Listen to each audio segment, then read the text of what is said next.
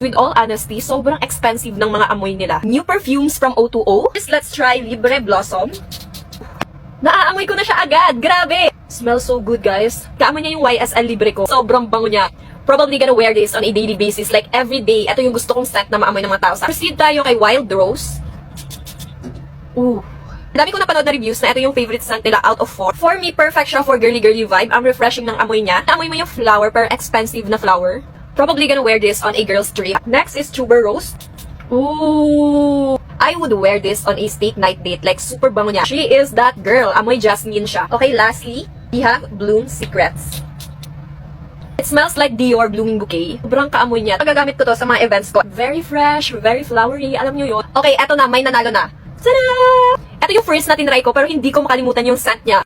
And as a YSL Libre lover, grabe, bangong-bango ako dito. Also, super binabalik ko din ako ni Bloom Secrets. Sobrang kaamoy niya kasi yung Miss Dior ko.